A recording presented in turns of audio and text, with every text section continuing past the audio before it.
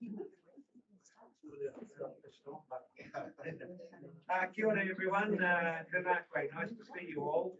Welcome back to the chambers, councillors, and deputy mayor, and staff and staff.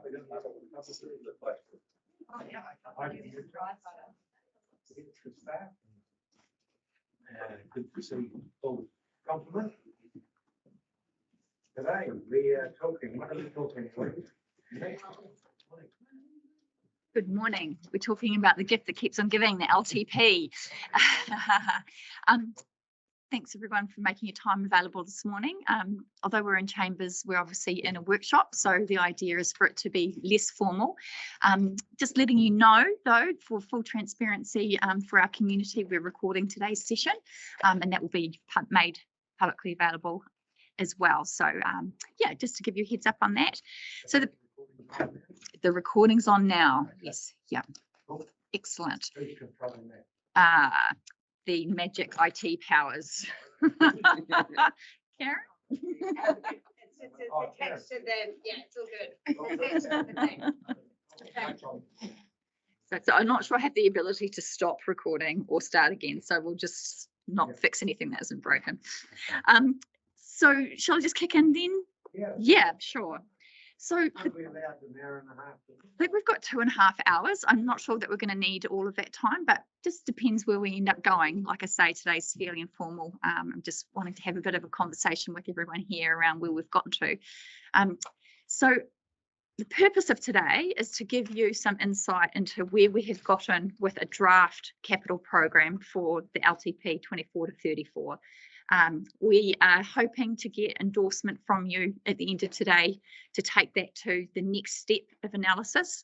So that's not to say that we're 100% for all of the inputs and that things won't drop out later. It's just to say we think it's good enough for us to get to the next stage of the process, putting it in the financial modelling, and that will give us better insights into affordability and rating costs after that next step. And so that's effectively where we want to get to. And if there's any specific feedback that you have on particular projects or the overall program, then obviously we'll be taking that away and using that to refine and further develop. So that's what we're trying to achieve from today's session. We're going to talk you through a little bit around how the overall program was developed and the steps that officers have taken to get to the point we are today. We'll obviously give you some insights into what that looks like currently, and we'll talk briefly on what the next steps are after today. So just stepping right back to the beginning, one of the first things that was undertaken to enable this program to be developed was to go to all parts of the business, people that are responsible for designing and developing up the activities that we deliver, so transport, water, wastewater, those sorts of things. And we've asked them to develop what's called activity area plans. And I think we've talked about these before, but just to recap, they're the things that say, what's happening in my activity at the moment? What are the challenges that activity faces? What's the broader context that we're operating in terms of that environment? And what do we need to do differently or make change in to get to where we want to in the future to make that activity better? And through that thinking, part of the things that have fallen out of that activity area planning is to identify initiatives or projects or areas of investment that are needed to take us from where we are today to where we want to be. So we've taken those projects essentially and pulled them together into a big list, and we have further refined them. When we went out to the business and asked them to start doing their thinking around what things might look like in their areas of the business, so transport, water, wastewater, for example, we asked them to reflect on some of the context that we're operating in today. And so we've given them some guidance, and those are the things that are on the screen at the moment. So we're hugely conscious of the fact that affordability is a massive challenge for us in the current context and climate. So we've acknowledge that we need to meet our legislative obligations, but we've also asked them to think really carefully around operational spending, staying away from the nice to haves and focusing on the must haves. And with that, we've asked them to really think around what levels of service we're operating and whether we need to continue to operate at all of that level. We're also reflecting on the fact that staff wellbeing is important, that in order for us to deliver what we say we're going to do, we need a good complement of staff that are happy and functioning well. And we've also highlighted the fact that we've committed to partnering with iwi and hapu, and now we need to plan for it. And what I mean by that is we've obviously made commitments under various agreements, the most recent of which is the Mana Whakahono agreement, and we need to make sure we've got time and money in delivering those projects to engage and compensate iwi for their time and involvement in that process. So we've asked everyone in the business when they're doing their project plans to consider that as well and put time and money aside for that part of the process. We're also trying to be really realistic around deliverability. We don't want to overpromise and underdeliver. The worst thing we can do is ask for more money from ratepayers and then not end up needing it. So we're really conscious of making sure that we do what we need to do, but not overcommit. One of the other key factors we've asked staff to think about is infrastructure resilience and climate change. That was a theme that was emerging from yourselves primarily through earlier discussions. We're also, really cognizant of the frequency of events like Cyclone Gabriel increasing through time, and we just need to be aware that that has potential implications on our infrastructure as well. And then finally, we asked the business to be cognizant of the fact that we're a district of many parts, and that we need to make sure that the big and the small voices are heard, whether you're from a smaller community or a larger part of the district, your voices are of equal weight. So I'm thinking about that as well. So this we're taking that guidance, and this is effectively where we've gotten to, the context, if you like, that we're aiming for. We want to have an affordable outcome. We want to do the basics well. We want to focus on deliverability, plan for partnership, our people, and make sure we've got investment across the district. So that's that kind of guidance summed up. What's the process we went through? So just to give you a bit of a sense of steps we have taken in the background. So we've talked briefly around activity area plans and the fact that we had a list of projects emerging from those that would have come together into what we called a long list of projects. The executive went through and did an initial assessment of that and pulled out a few projects that they felt weren't necessarily of a priority at this point in time, but the majority of things that were on that long list made it through to the next stage, where we asked staff to go and do a bit more thinking around costs and timing and the benefits associated with each of those proposals. Some of the bigger projects, those that are largely over $500,000, required a bit more work in terms of business case light. So we've asked them to do a little bit more rather than just project summaries. And then we've taken that information and there's been an assessment process where we've considered each of those projects and initiatives against what we perceive the community benefit to be. So that's looking at how much they contribute towards the community outcomes that you've developed, and also our understanding of what is the priorities for the community. So if we've got strong feedback in the past about something that is really important to the part of the community, then we've given that some weighting as well. We also need to acknowledge that we need to continue to maintain operational services. So we've looked at also assessing projects in terms of their ability to mitigate legislative compliance risks, environmental risks, operational risks, and that sort of thing, or opportunities for us to develop further in an economic context. So that's another part of the assessment. And from there, we've come up with a bit of an overall rating. And then that information, combined with all the cost and timing information, has been used to pull together an overall program of work. And we'll be talking about that in a bit more detail shortly. So where would we say the overall program is at in terms of its status? It's about 80% developed. So it's a good rough first draft, is how I describe it. And obviously, it's going to take further refinement following your input, feedback from the community and our iwi and hapu partners. There's still further work to verify and validate the inputs. So a big piece of work that we need to do as part of the LTP team is look at all of those inputs and just test that we've got everything captured. So you might see a little bit of movement. There might be a project that's put up for $1 million, and with further sort of inquiry, we might find that actually we need to add another 100,000 for something that hasn't been accounted for example. So there will be a few ups and downs and changes that happen as a result of that, and potentially changes in timing as well.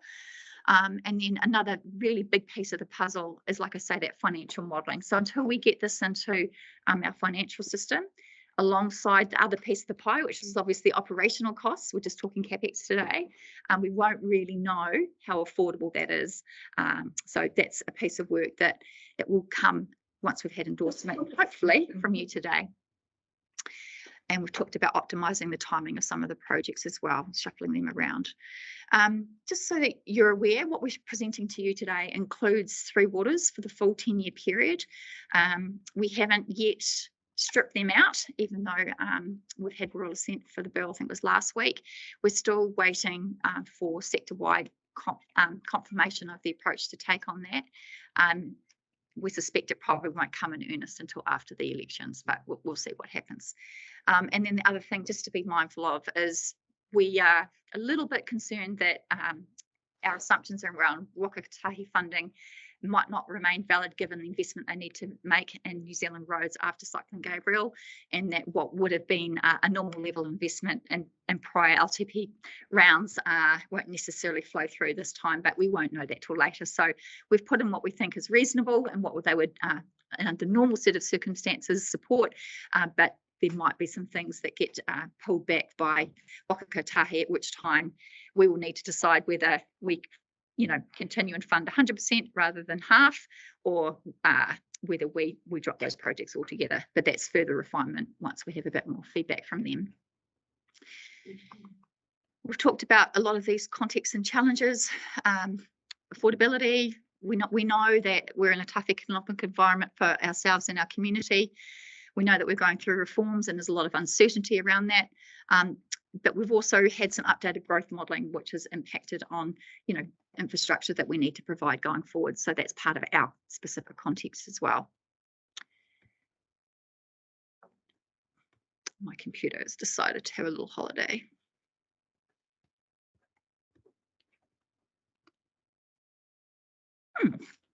Just skip out and try and start again.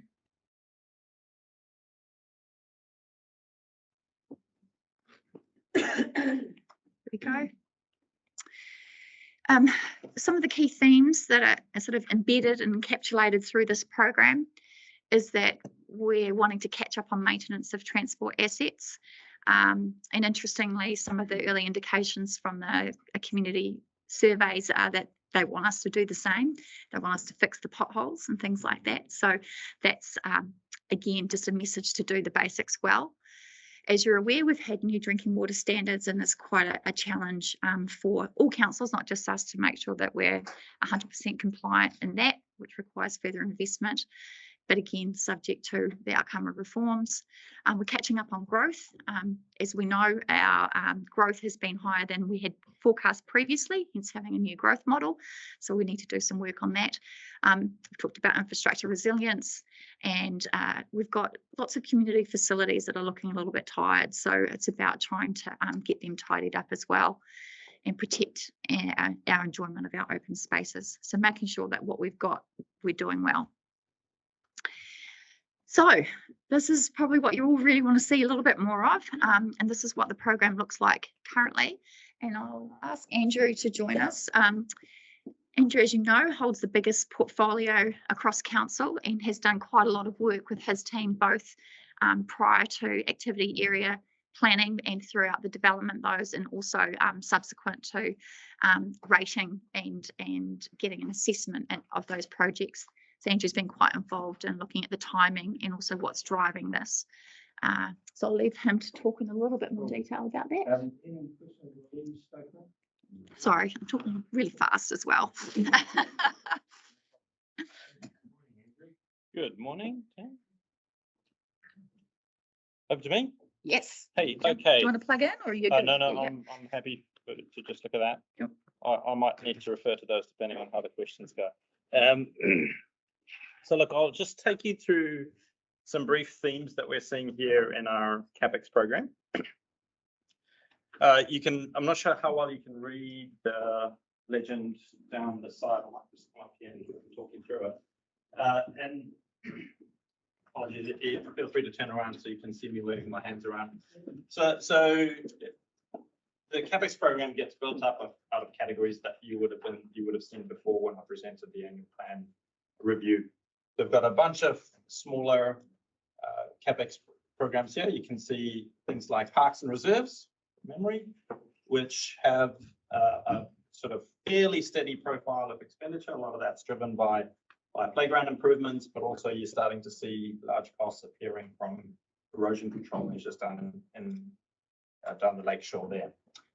These big ones in blue here are drinking water standards projects. So this is drinking water, and you can see some quite large drinking water standards improvement projects that turn up here. We have pushed some of them out in order to give us the deliverable spend profile, but also to just recognize how some of these specialist resources are deployed across the district. We don't want to just do them all in the first couple of years, because that'll put a stretch on resource that probably is going to end up costing us more than we would if we spread it out.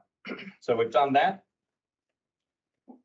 What you can see in green is transport, and I just want to talk about transport in a while. So we've got quite a large portion of our transport budget is renewals.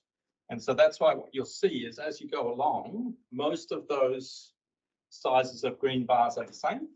And the two exceptions that are going to stand out are year 4 and year 5. And you're going to see what you're seeing there is the impact of the budget allocated for a possible second bridge. So that's why those green bars there really dominate in these 2 years of the CapEx program. So as I said, yeah, so transport and waters, so far you'll see a base amount of renewals, which is looking after the assets we've already got. And then the things above that, you can see these go up because we're doing quite a lot in terms of maintaining compliance. That's water and transport, having quite big effects there. This color here is wastewater, and you can again see there's a fairly consistent base load, but there are some big ones that stand out, and I'll just talk to those. So year 4 onwards, you're starting to see the impact of the Turangi wastewater land disposal project, part of our updated consent application that we're going through in Turangi. So you're going to see that there. There's also, and then towards the back end of the program, you're starting to see quite big expenditure in the northern wastewater, so northern side of the Waikato River. Again, planning for what could be a worst case scenario, which is a new land disposal on the north side of the river. So I just want to pause there because this is the second example here where we put in money that represents a budget for a worst case scenario. From a financial perspective, budget, but worst case budget. So there's the bridge, which represents the worst case budget and timing, and then we're starting to see worst case budget for wastewater solutions. It's $60 million allocated to the bridges over 2 years. That's correct, $60 million over 2 years. So the reason I say this is really worst case is because it assumes that a new bridge will be required. It assumes that the timing is going to be here rather than further to the back in the program, and assumes that Waikato doesn't fund this. So there's some pretty big assumptions in there that bring it up to that level. Just a query. Is there any allowance for land developers? Make sure land developers try and offset that. Yeah, so I think Julie. Yeah, so what, and Sarah will correct me if I get it wrong, but what we've done is we've actually looked at the budget for the overall cost of each of these projects. And the next step is to actually think about how they're funding.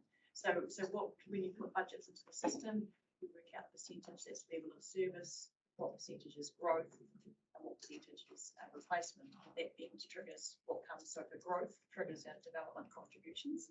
And we haven't done that piece of work. That's part of the next step of the process. So when we set about, we don't know at this stage what's affordable or not. That's because we haven't done that, but we haven't looked at OpEx.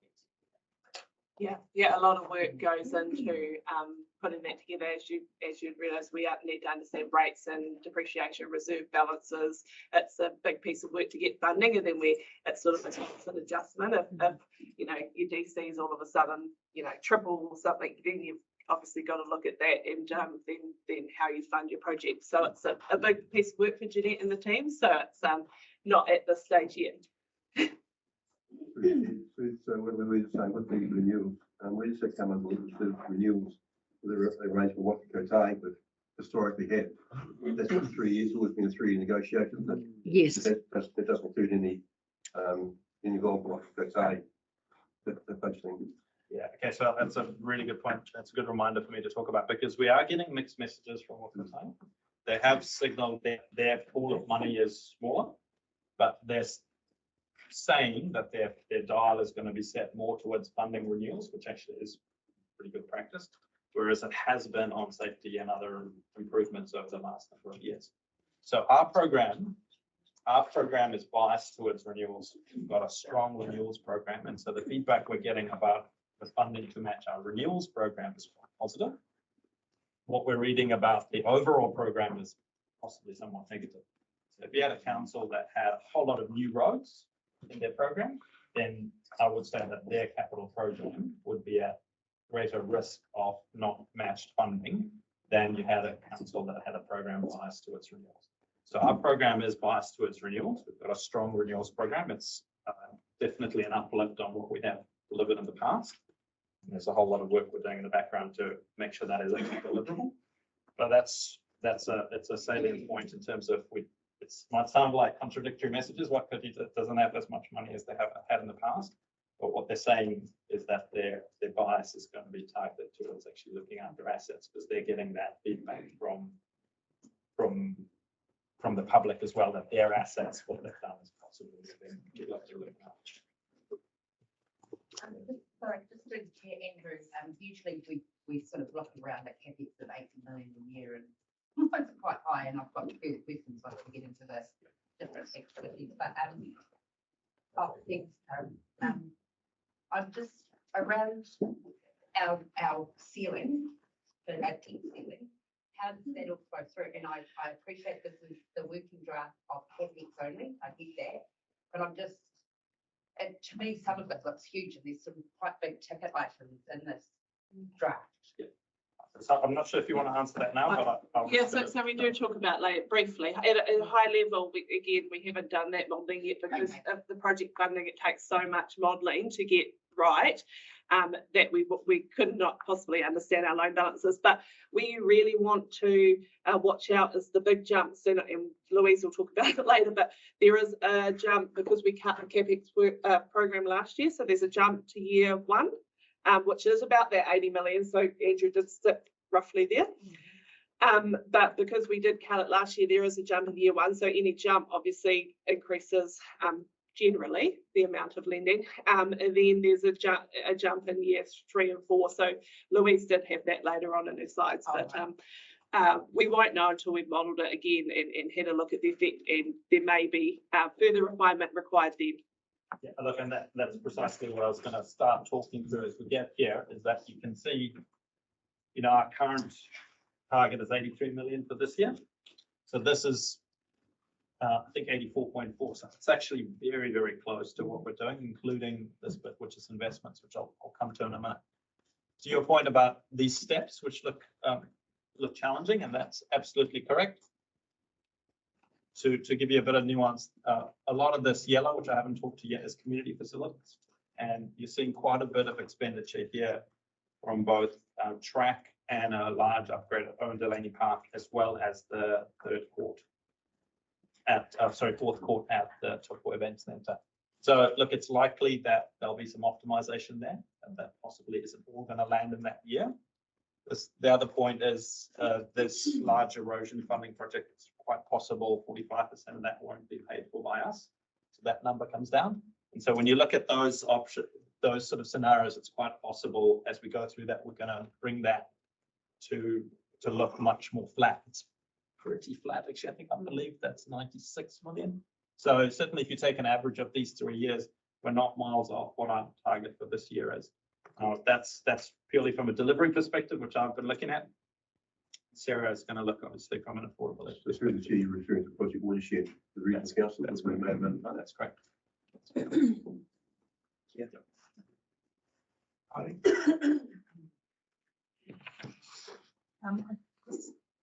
I see this as CapEx, and I understand that we're at the start of the process, but what implications is this going to have on OpEx? Is this going to be our annual, like, this is one spend, but then what does that impact on our spending annually for the next, who knows how many years? Yeah, similarly to my answer about loans, you've got to watch any jumps, because any jumps is where, you've got a jump in depreciation and interest and generally, but we haven't done that modelling yet. But I think we'll find this is a reasonably, well, in my mind, this should be a reasonably affordable CapEx program.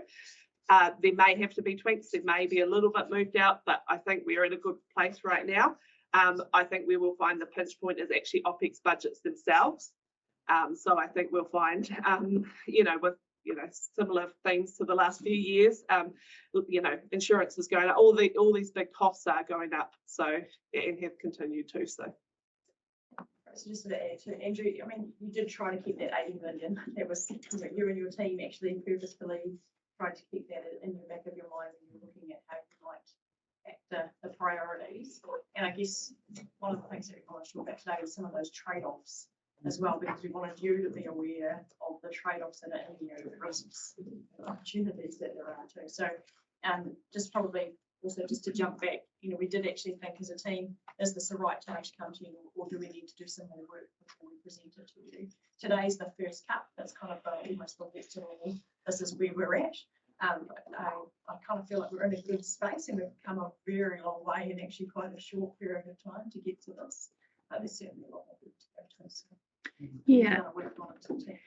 And if I may, I think just talking a little bit further to your point, Councillor Williamson, I think you were trying to understand whether the transport costs are net of whakakatahi funding or not. And so what we've got here is an expenditure profile. It doesn't account for the funding coming in. So there are a couple of areas where that's really significant. One, of course, of which is transport, and just having a quick look at the model. So for example, we've got nearly 6 million we would expect to come in from whakakatahi in year one to come off the top of that. And I think the other point, which Andrew will probably get to, is the red boxes at the top represent strategic property investments. So thinking about EUL, etc. And the intention is that they will become self-funding after year two is what we're aiming for. So effectively, you'll have some income coming in from land sales to offset that expenditure. So there's quite a bit of work yet to do in terms of, as Sarah said, the funding side of the picture. So this is just, it's hard for you and us as well to get a sense of where we net out, but this is the outgoing funds without necessarily all the incoming to counterbalance that. So yeah. Hopefully that gives you a little bit of confidence as well. And Louise does talk about that. It's really important to understand the funding risk with central government funding, and Andrew has talked about whakakatahi, but they did, in fairness, they said similar things last time, and then right at the last minute we got a cut, and as we understand it, the books are probably in slightly worse condition given the extreme weather events. So look, funding is a risk. This may be cut drastically later on in the process. We really are working in that uncertain environment we've talked about quite a bit. So a couple other things before I go and sit down. Oh, sorry. It's got a new normal with OpEx, which we do need to address. I'm just wondering whether, so we've got this kind of rule of thumb of 80 million, maybe our rule of thumb might be like 70 million now. This is just, I think we've been building up to this point where this rates affordability comes into the picture. And I get that it's all funded, the debt is, I can imagine all the different permutation, computation. It's like the sooner we could get this settled, the easier it is for you guys to do your job and just have a sensible plan. But I'm just wondering whether, if we know that we're going to have this real high pressure and these rates that we won't be able to afford, do we have to make that decision sooner rather than later? Yes, so the advice to the organisation when going out with budgets, and it will be for OpEx budgets, was to try and keep steady as much as possible. The only increases we want to see there is the ones that we've got no choice, basically. We've said maintain level of service. Don't add anything new, and that has been a clear message. But as all LTPs that I've done seem to go, we get a big number and then we have to go back to the organisation to make some changes. I don't know that I would be overly comfortable going out with a number, because I think you'll find again those key drivers are some of those big things like insurance and all the stuff we know have had significant increases given our environment.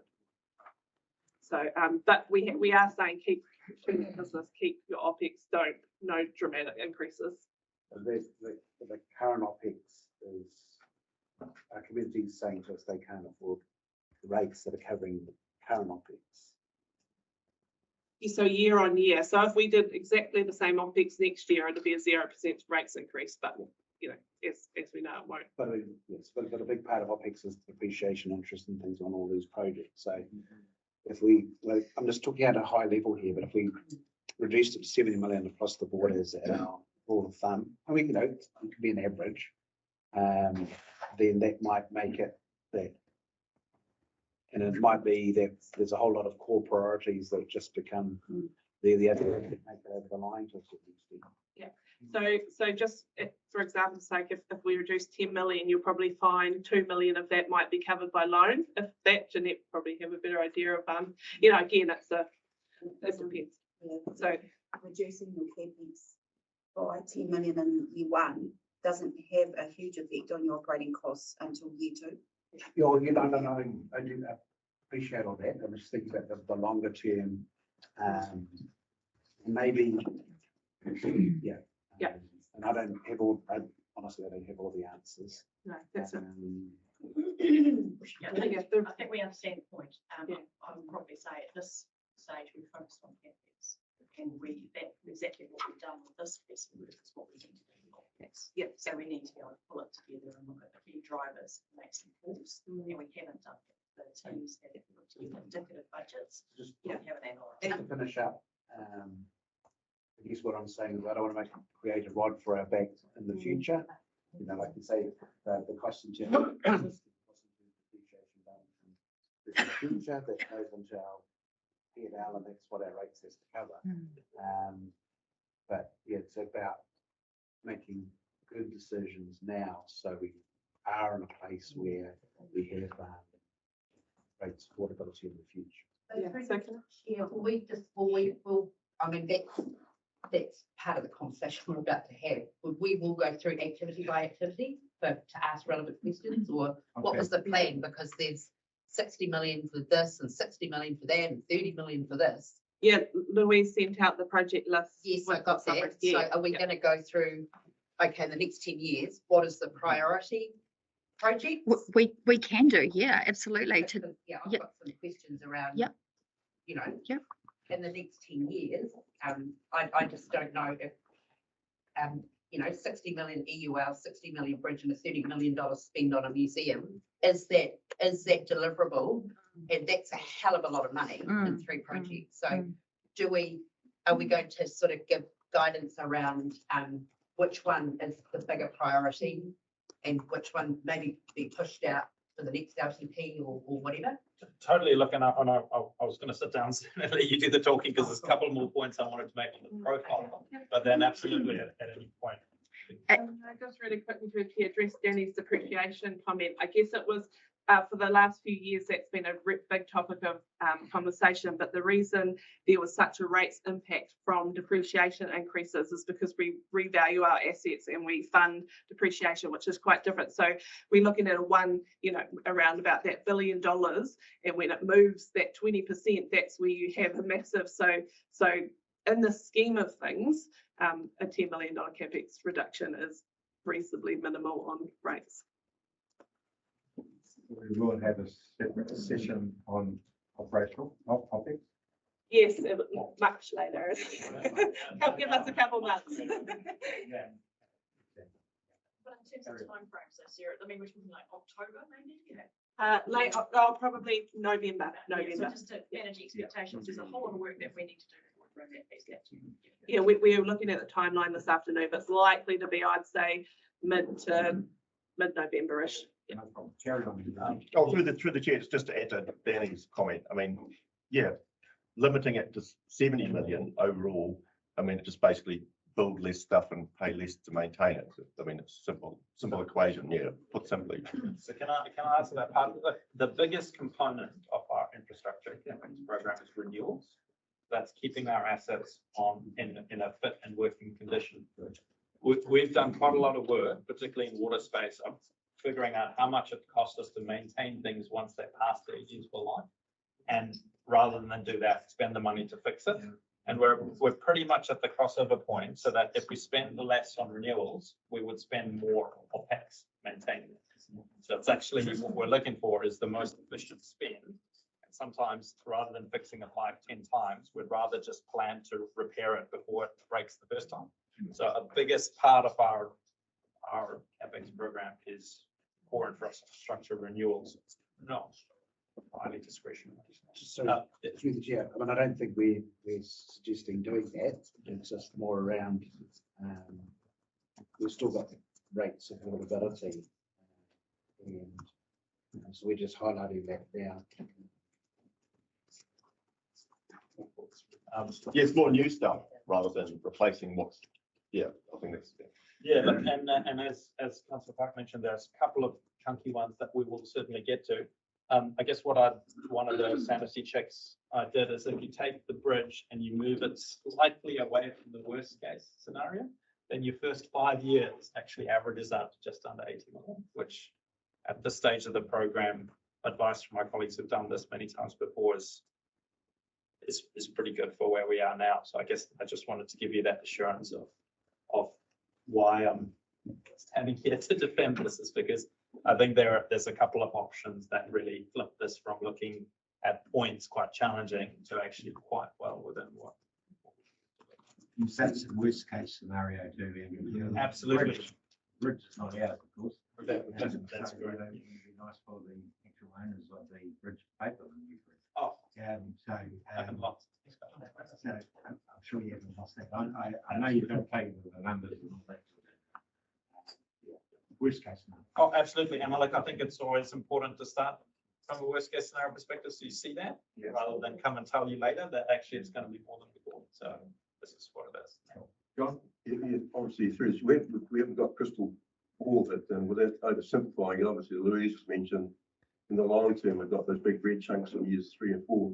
Eventually there'll be cash funding. So there'll be returns, other returns coming, reduce our borrowing, or which in fact impacts on our partially on our rates as well. The interest on the loans and depreciation steps. So we're looking at the longer game here, I know, which is what we're here for, of course. Cool.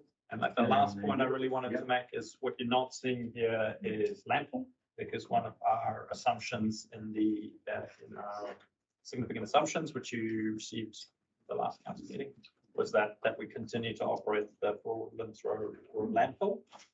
That's obviously quite a significant risk because there's resource consent due in a couple of years. What we've got in at the moment is assuming that is renewed and for investments in gas flaring, new cells, etc., which would then keep our OPEX lower. However, that's at risk, and when we talk about OPEX, we'll look at the different scenarios there as well. So what I want to highlight is that any alternative to the current landfill is not shown. Okay, and I think with that, unless I've got, I don't know whether this is the point you want to take questions about specific projects or. No, I think well, through the chair, if we're happy, we've just got a couple more slides with some actual figures in there that talk a little bit around the debt situation, deliverability, for another 5 minutes or so, and then we can perhaps kick into some specifics if that sounds okay. Yeah. So questions around deliverability. So it's always good to benchmark around what we've done previously. So what you can see in this slide is what we've done historically with some price indexing to bring it up to what we call today's dollars. Obviously, 42 million back in 2019-20 would buy you more than it would today. So 35 million at that time would buy you more today. So we've got 42.4 we've delivered effectively in 1920. We've got 54 in 2021, 66 in 21-22, And our estimate for last financial year, the final figures are still being worked through by finance. It will be around that 67 mark, which will bring it up to 71 million in today's pricing. So that's effectively what we've delivered historically. I suppose a couple of points there is from a deliverability perspective, if you've got lead in time, then you can plan and resource up to support that if needed. But yeah, just to give you a little bit of benchmarking around what we've done previously. We downweight stuff out and then with that, so that's actually all we could deliver, wasn't it? Versus what we Yes, initially planned. yes, yes, yeah. So these are actuals. Yeah. Also, that money, that 24 million carried from 22-23, right? Does that mean the plan was to spend 71 plus 24, but it just didn't work out? That's the idea, wasn't it? That's right. So remember, that's the process I led you through in March, where we'd had amounts that we had planned to spend, but then we had 20-30 million from the previous year carrying over and bow waving into what was at one point $107 million program for this current financial year. And that's where I came to you and said, actually, you can't deliver that. So we've pulled that target back to $83 million, which it currently is for the current financial year. Still challenging. The team's pushed pretty hard to deliver that. But that's the reason I did that bit of work. Yes. So what you've got, so for this financial year, you've got, 59 million of new money coming in, if you like. That's for this financial year for CapEx. And then there's been 24 million that we didn't deliver from the previous year that we've brought into this calendar year. And so the target that we've signed up for is that 83 million. And I suppose the proof will be in the pudding at the end of the financial year and see how we go, whether we can lift the bar another 10 million effectively on what we've done previously. Just out of interest though, carryovers are not desirable, are they? I mean, ideally you have zero carry. Just from year to year, are we carrying over 20 million each year and just sort of carrying on? Is that sort of how we go? How we've been going? I can't comment, sorry. I think a lot of this, what you've seen recently, is a result of us prioritising delivery of the shovel-ready money and the central government funding we got. So I think this is where, and it's happened throughout this conversation, will continue to happen, we conflate what we are getting from our ratepayers towards what we're spending. So there's a funding and an affordability number and a delivery number that they're different from each other.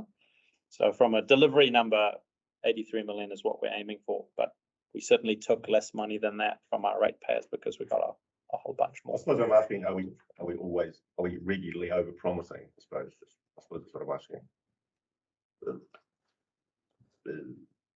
Just through the chair, I think we've got to just appreciate as well, there are a lot of external factors that create this scenario as well. Like, I mean, we all didn't know when we did the last LTP, we were going to be locked up in a world pandemic and different things like that we were going to grow so big that there's demand on contract services and the borders were closed so we weren't getting product in and lots of different external factors which create some of the wave situations.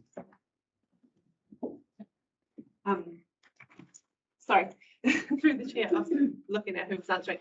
So bow wave is pretty common in councils, and I think that 24 million is probably nothing outside of what our colleagues would do. You could never complete everything, but that was exactly the work Andrew did to bring down that 59 million. So we only funded 59 million, whereas in previous years it had been more because, Andrew said, I know I can deliver that 59 plus 24, but look, I would be surprised if, and Andrew might get there, but you can never plan it to the exact dot. So there might be 5 million or 10 million carried over at the end of the year. That's pretty good compared to a lot of our peers. And then the situation of the past few years, obviously that deliverability has been extremely challenged by supply demands, the impact of COVID-19 pandemic and world supply shortages. So. And the labour market. And the labour market, exactly, yeah. Thank you, Sarah. Right. So obviously a key facet that we're looking at too is around affordability, and as Andrew's talked around, we're trying to minimise large jumps, and we've had some feedback from you already around whether we need to do further work to cull that back. Just a point that, you know, the cost of capital, so interest rates basically are likely to stay high for the first few years of the LTP. So again, once we get into the financial modelling, we'll know a little bit more around the impacts of that and be able to come back to you with a better insight into the affordability once we put all of that into the black financial box. Andrew's talked a little bit around these already. I'm just wondering if there's anything that we haven't covered off. Did you want to talk about the Mangakino? So basically what the slide does is it talks around some of the big projects that are occurring in years 3 and 4. We've got that peakedness. We've talked about the Northern Gateway. We've talked about alternative disposal for the Turangi wastewater treatment plant. We've also discussed Owen Delaney Park. Did you want to add anything regarding Mangakino, Andrew? Oh no, look, it's in there at 7 million. I didn't point it out specifically, but that was part of the wastewater treatment section that made that part what it is. That's largely to catch up with growth. Growth's happened there much faster than we had planned.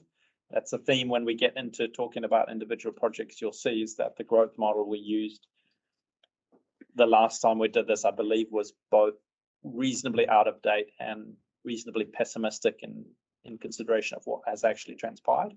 And so where we're at is we've used up quite a number of decades worth of growth from our last forecast in the last 5 years. So that's why it's important to keep those projects in there. To Julie's point earlier, how that's funded comes out of the model. And then refuse transfer. Delaney, 11.9. What is this the grandstand? Was this lighting or is it what? So do you want to? Yeah, so there's a series of projects at Owen Delaney Park that are included in there, but they're not fully scoped, and that's one of the items that I'm sure when we get into specific projects, you guys will want to talk about, because there's a whole series of optionality there. There's a master planning exercise underway that might lead to a really compelling business case about spending more, but possibly getting more external funding for it. It might lead to a business case that's saying actually we can't justify more there, it needs to be elsewhere. And I don't have that information at this point because that master planning work still has to be done. The work that's in there is basically work that's already been scoped.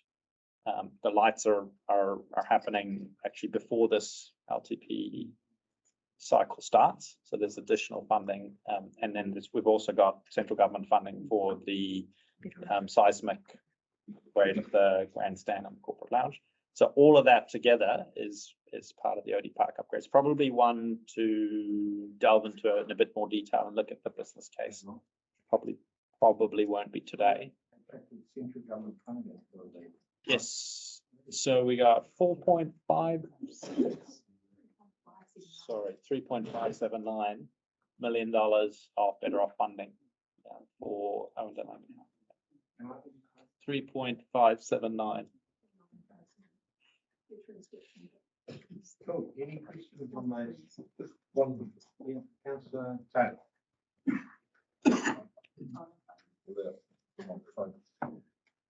Thank you.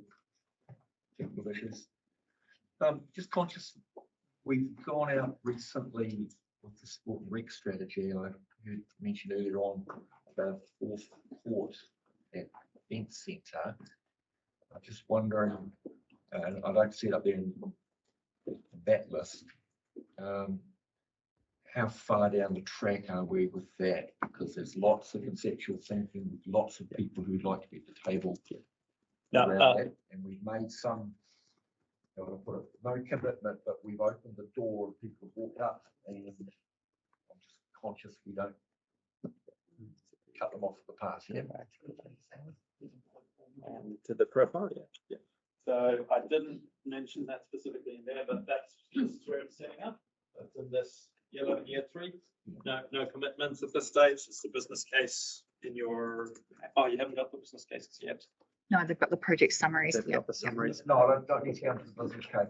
My concern is that we haven't already locked in what the trajectory of delivery would be, so that we end up with the inevitability that it will just be a fourth court at the event centre, as opposed to it's a much wider scope, And so our question is, have we left the scope wide enough now that we can accommodate other partners in this? Yeah, so what I see the process being is you will see the first cut of what the business case is, and then you can input into that before it becomes a commitment and gets passed through the ultimate.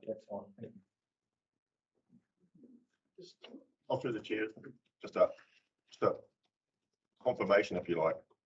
I mean, this exercise, as far as it's a fairly broad brush exercise, long-term plan, almost working downwards from 80 million.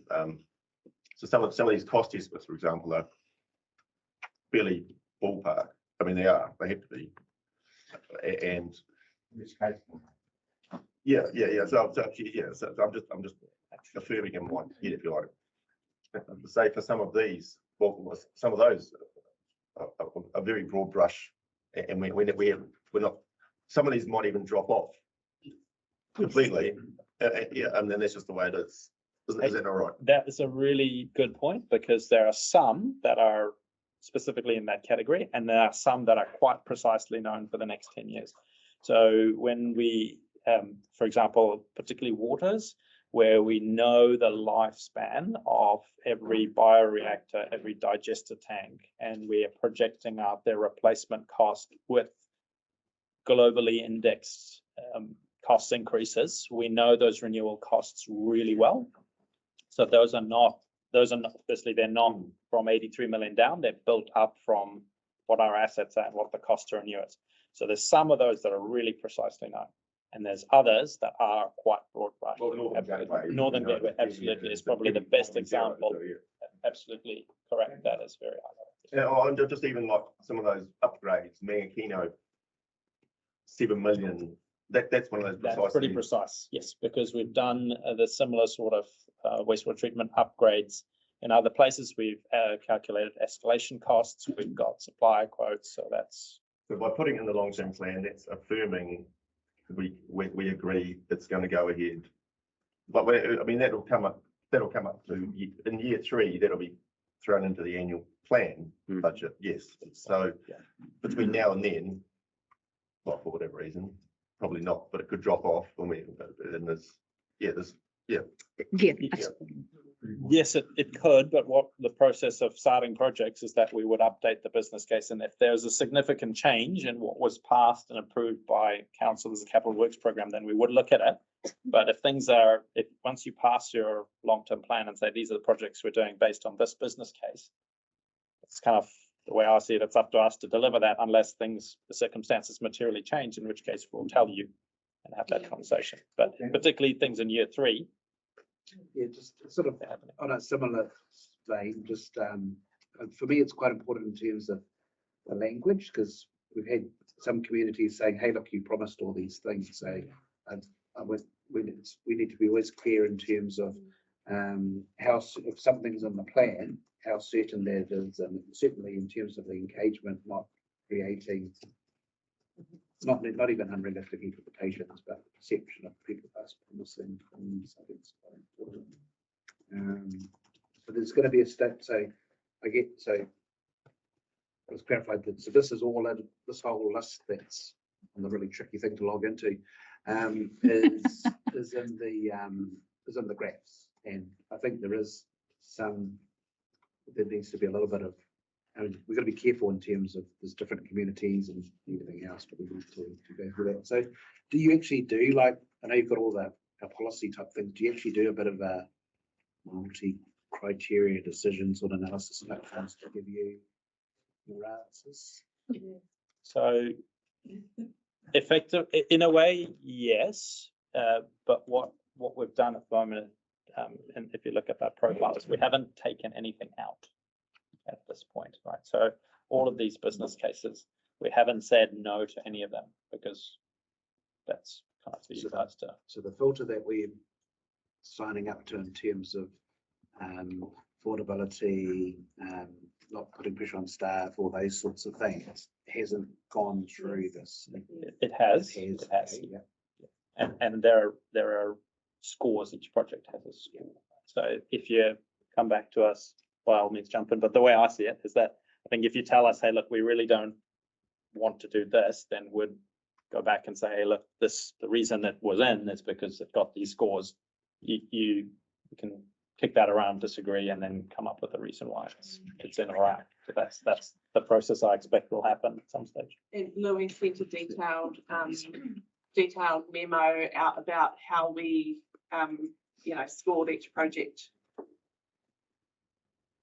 Oh, if I could just add to Danny's point then, I mean, for example, the Turangi wastewater disposal project, I think it's appropriate to budget for because there's an intention to do it. But I have some reservations whether that project is justified and that much cheaper alternatives have been looked at. So what's the answer there? I mean, if you put it in the long-term plan, it's got a lot of money put on it. That creates expectation.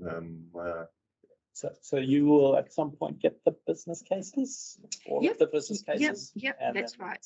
So what they've got at the moment is the project summaries, which is basically the high level information for each of those projects, and then for the projects that have a significant investment, and by that I mean over more than $500,000, there's more detailed information. So if I just give you a little bit of a sense of what that will cover in terms of business cases. So it talks more around the location, the strategic case for the project, the scope and contextual considerations, who the stakeholders are, what the constraints are. Have we got this?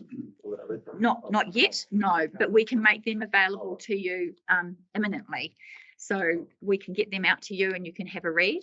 I think they are worthwhile.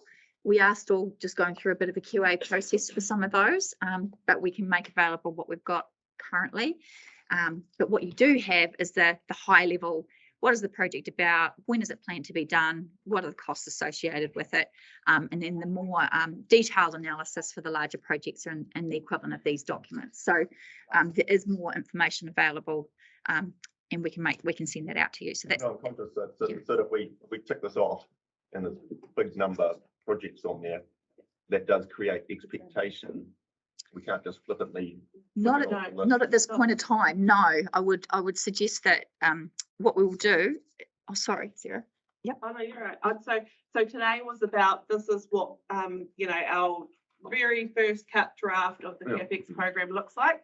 What happens from here if you agree, or if there's any, the reason we send you the project summaries, if there's anything you're like, no way, or hey, you just have missed the mark here, or you haven't got this, then we can do a preliminary adjustment, because once we get it from here, it's a lot of work to put each project and figure out all the funding for each thing. So we want to know basic broadly that we've got your support from a, hey, look, this looks about right. There's nothing here that's majorly concerning me. Once we model that, again, there's going to be possible adjustment because there may be some affordability constraints, or we may, in the meantime, we may figure out that we can't get funding from this person, or whatever it may be.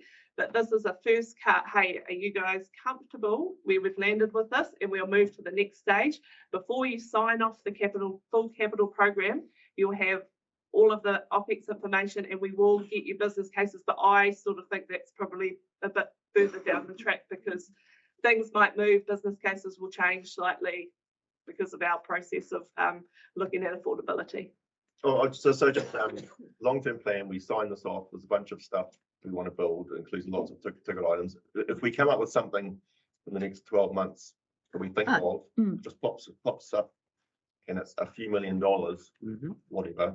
But it's not in the long-term plan, but we want to throw it into next year's annual plan. Is that tricky, or?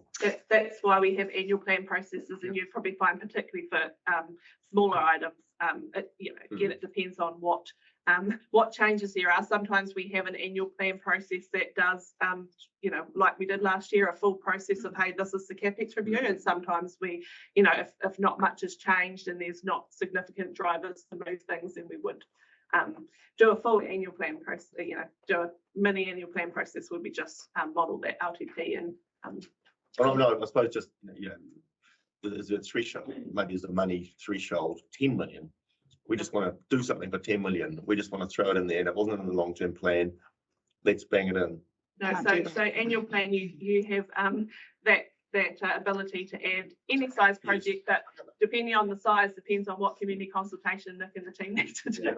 Well, you know, the team needs to go and then the engagement team.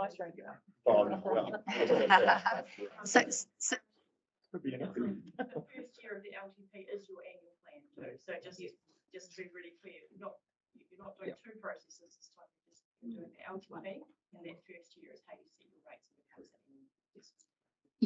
And then often year two is but it depends on the number of changes, but often year two is a simplified project, there's not much change, but generally speaking, in year three, we do a full process similar to last year, because in 3 years, things seem to move significantly. Yeah, and probably to that point, got to be mindful that every 3 years there could be new members around the council table, and those new members will bring in their own ideas and their own perceptions as a viewpoint of their own communities. So it really does come down to, I guess, the decisions that we make here at this, whether the council chambers, and whether or not that decision best represents the communities that we are representing. And again, the responsibility that falls on our shoulders to make those decisions moving forward too, I think shouldn't be lost on all of us. So the fact that staff are providing us with the, I guess, again, the most up-to-date information that they can to help us make the most informed decisions is so important, which is probably moving to my next point. If we could just allow our staff to fully explain things, I think is probably the next step forward. Again, we've got these incredible heads that are working across this, these kaupapa, and are far more experienced in these spaces than I am. So really enjoy the opportunity just sitting and listening.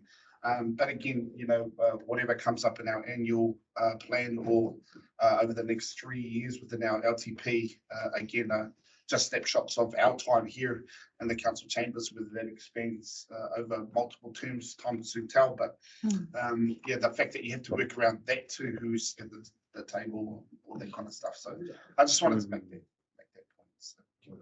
Councillor Taylor. Try not to get down in the weeds. It's more at a conceptual level. I'm looking through the list of projects, and I note. Sorry, I'll back up. My comments are prefaced on the regional transport plan, government policy statements on mode shift and transportation, and the fact that there's more than a few districts around the country who keep building more roads, they keep getting filled up with cars, they continue to have congestion, and it's a never-ending cycle, which is a nice little segue to what I wanted to say. I note we've got $500,000 over 10 years for cycling activity. And I just wonder whether this is an opportunity for us to take a step back and to have a broader look at how we move about this town in particular, but the district as a whole. Because if we keep doing the same old, we're going to build a new bridge, and within 5 years of it being built, it'll be too small. And so the conversation we've had previously around, we could solve the bridge problem by putting a school and a gas station on the northern side, but that's not within our remit to do either of those things. But I just wonder, is there an opportunity at this stage to take a step back and go, is the lens we put over, particularly the transport side of things, appropriately positioned around government policy statements and around the regional transport plan in particular, and the push there for mode shift and the push there for more active means of transport? So a couple of points on that. First, before anyone says, what about the elderly? Yeah. I note, so surely knows what I'm going to say, that in one of the documents I read that I qualify as that. As the elderly. Cool. Carefully. So look, good pick up about the money in there for cycle lanes. There's also a line item in there at some point about laneway upgrades and about service lane upgrades and about town centre upgrades, and all of those will address the scope of those. If you look into business cases when you get them, address a lot of those aspects about mode shift. The other thing is to say is I don't think we're doing a whole lot of building new roads. There's a lot of resealing. So there's resealing and there's steel extension. So converting rural gravel roads into sealed roads, which actually in the long term reduce OPEX. So we're not in a big road building program. Possibly the only exception is the bridge. And the reason actually the bridge is there rather than further out is in case it's forced on us, that's the timing. So we're not in the business case, we're not proposing that the bridge is there in order to alleviate any congestion or traffic issues. Thanks, I get that. Thanks, Andrew. Partially answers my question, but not entirely. My concern is that we have the right lens over our renewals. So if we just build back exactly the way it was, we'll get exactly the same use.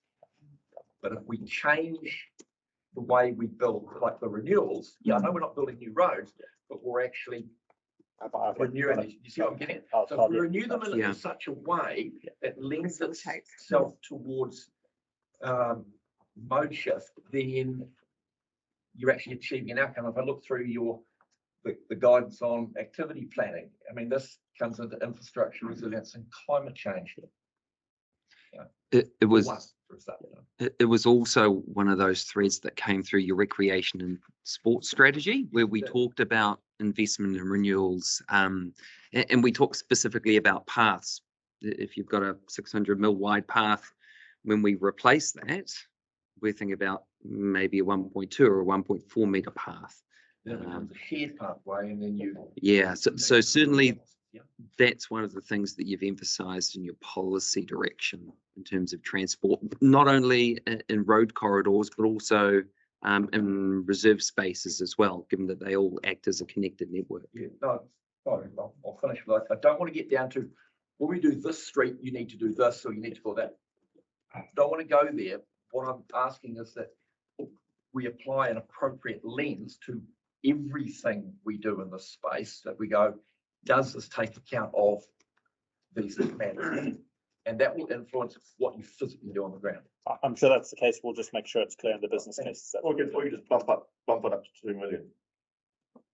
I don't think, I'm not hearing that it's a question of money. It's a question of just how we do what we do.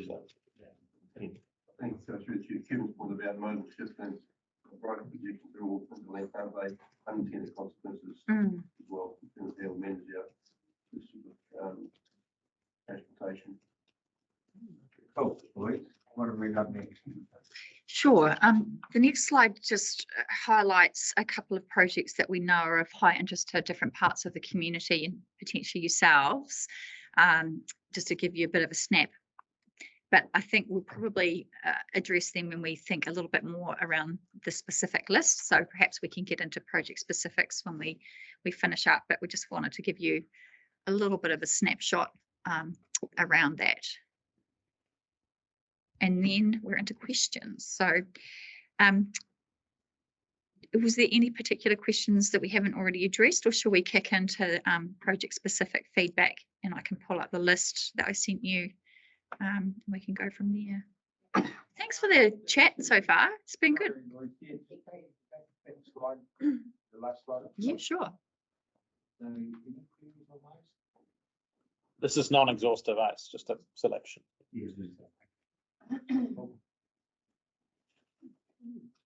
All right, okay. I'll just half on. No, the cycling thing, just to add to Kevin's thing, I mean, 500 grand, that's not, you haven't got a list of projects all listed out to go for that. It's just it is. Some are defined in that, and then others would be sort of linear rates. No, okay. I'm just saying it's a broad enough title that one could, if I'm sure many places would do it. Throw a bigger number in there, and that symbolises a greater intent than just the ones we've got listed right now. I mean, that's my interpretation anyway.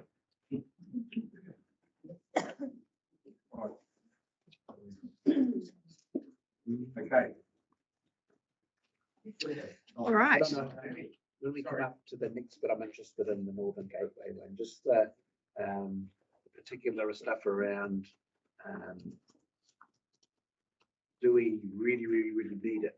Now, don't get me wrong, I'm one of these people that have always talked about it and everything else, but it's just in terms of affordability. I'm just curious in terms of the numbers, in terms of the case, in terms of saying, well, actually, so if we just didn't do the wastewater thing, look, we wouldn't, growth would stop tomorrow, and we could save a few dollars in terms of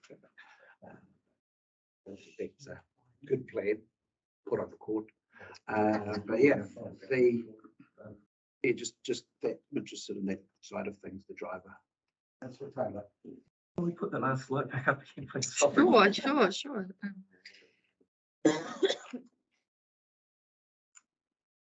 Just turn this thing. Sorry, through the chair, Mayor, Your Worship. Stop. Okay.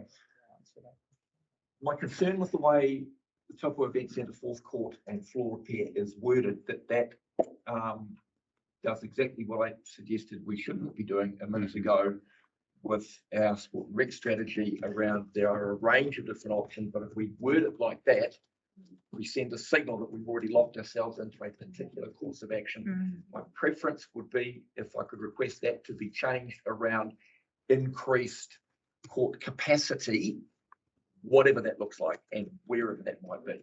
That just opens things up. Extension. Well, might not necessarily be based on the conversations we've had. There's a lot of interest, a lot of people wanting to invest a lot of their time and energy and money, which could create some innovative solutions. But if we word it like that, that locks us into a course of action, potentially.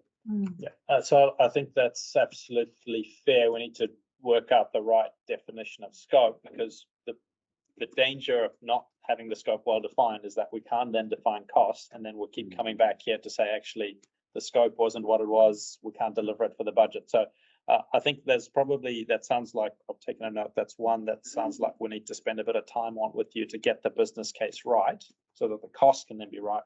We can.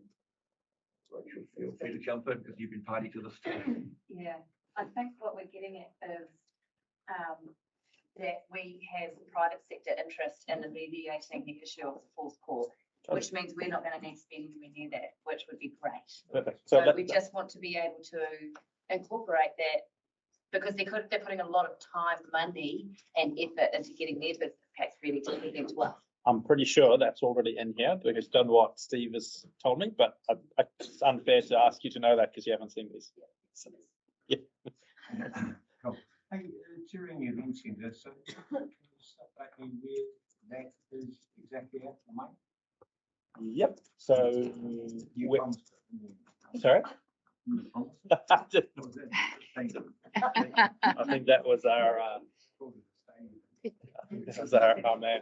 Okay, so where that's at the moment is the project as currently concept designed is well in excess of the budget that was allocated.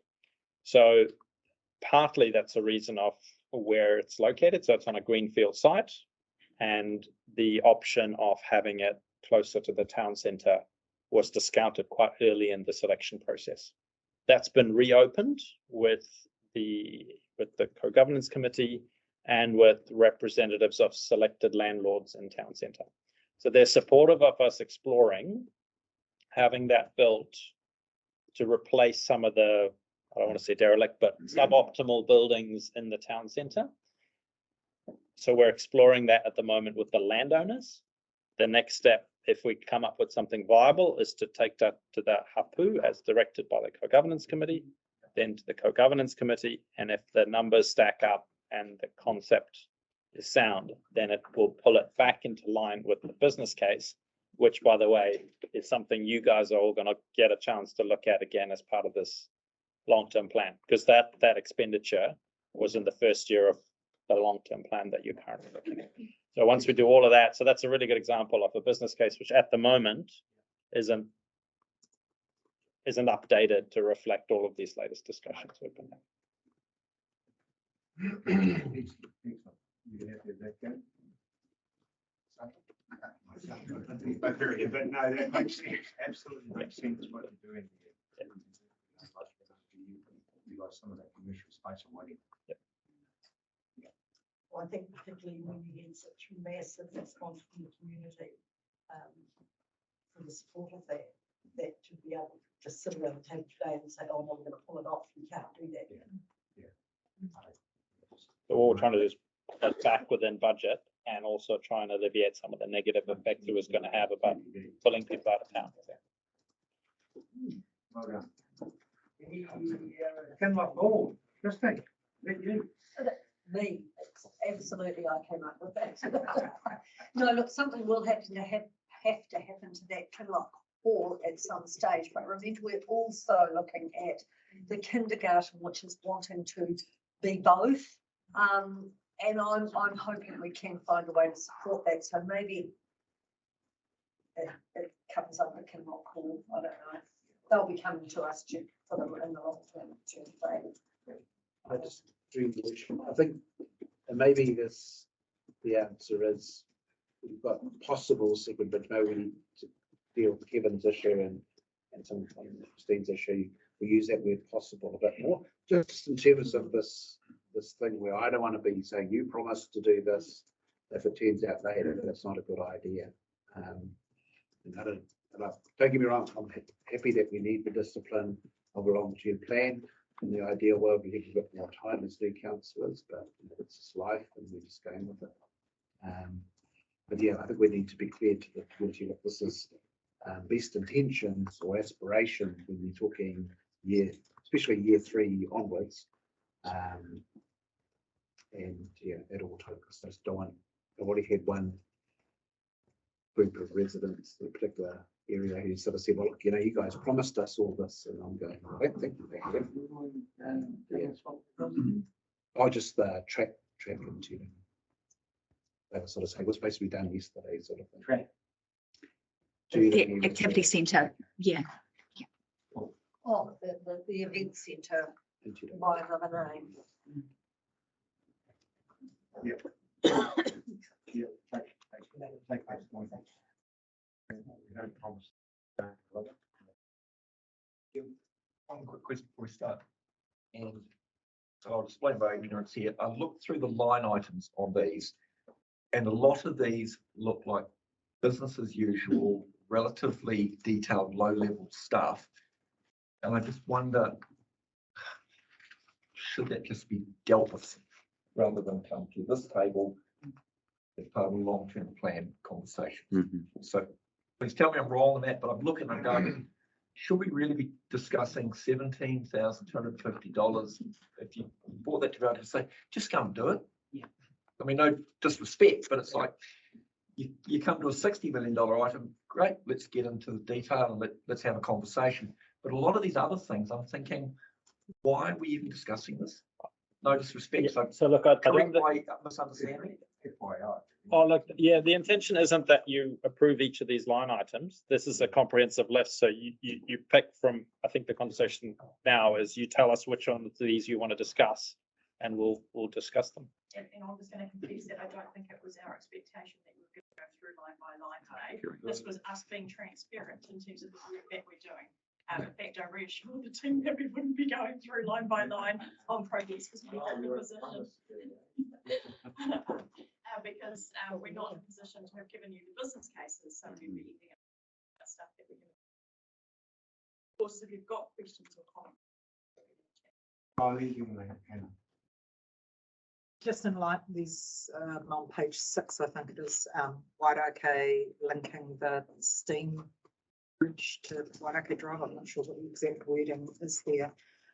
There has been a massive expression from Wairake Village that they're cut off unless they're in a vehicle to get to milk and bread and some basic things at BP Wairake. So I saw that as a cycle, but I wondered whether that could be, I know it's getting into the detail, but just if we could record that as a shared path rather than a cycle path and making sure that it does connect to the village and not just the cycleways, please. Okay, cool. Yep, so just, thank you, Your Worship. This is an emotive one, but when you look at 60 million for EUL, 60 million for a possible bridge, and then 30 million for a museum, I just wonder whether in the next 10 years we need to pick what the priorities are. Like, who wouldn't love a $30 million museum? And maybe in the later years, some work can be done around what that might be.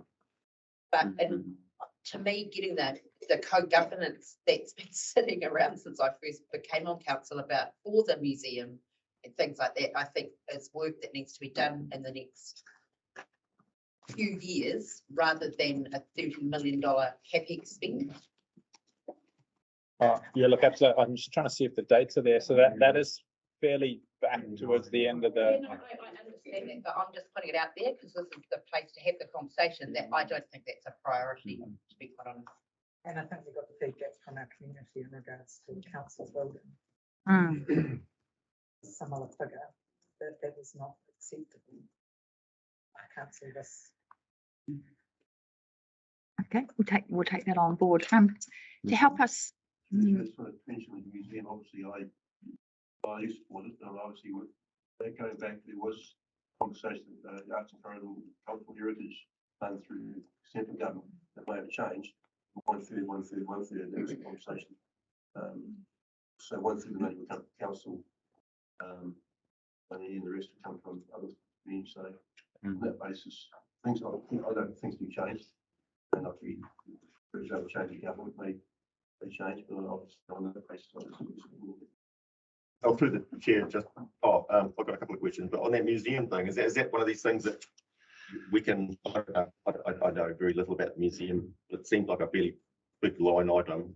So there's information we can get on that a bit more somewhere in there? Yeah, Yes, right. yeah.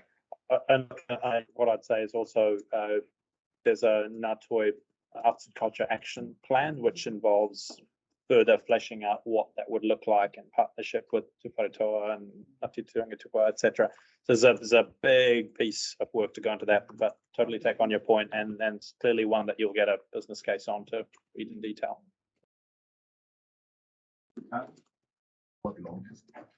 It would be really helpful, for me at least, if in terms of the guidance here,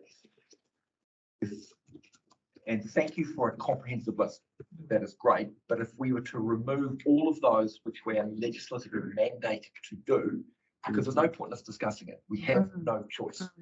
So let's just take those as read, and then the other ones which you could euphemistically call discretionary, or ones over which we do have some decision-making input, and put those in, and that would be, in terms of the conversation, I think that would be more helpful. Agree. Then we end up, otherwise we go round in circles discussing a whole lot of stuff, and then you just come back and say, well, actually we have no choice, we've got to do it anyway, which is a waste of the conversation. Yeah, just to help us move forward from here, perhaps as an approach that we could take for the last half hour or 40 minutes that we have available, perhaps if we just work through section by section, so category by category. So, and I'll ask if there's any commentary on, say, airport investments, and if there's no questions, then we'll just move on to the next group. And if there's anything that comes up from the floor that is legislatively required, then we can start our conversation with that comment and move from there. How does that sound to everyone? Does that work? Yeah. Just to Kevin's point, I just wanted to also point out to be careful around the business as usual type of corridor, because unfortunately the smaller communities do miss out if we continue to take that business as usual type of mentality.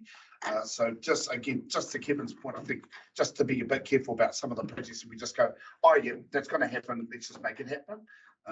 Sometimes we still need a bit of finer detail around how that's going to then be distributed across the smaller communities within our district. That's what I think.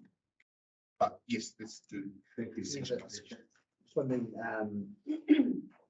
maybe we could look at just color coding this particular document with the stuff that we have to do, sort of type thing. So some sort of system like that, actually saying these are all the legal things we have to do, just to make that a bit easier. That's a great suggestion. Yeah. Okay. So first of all, this document here, I understand not everyone's been able to access the links, and we'll work with IT to get you your TDC logins to make that easier.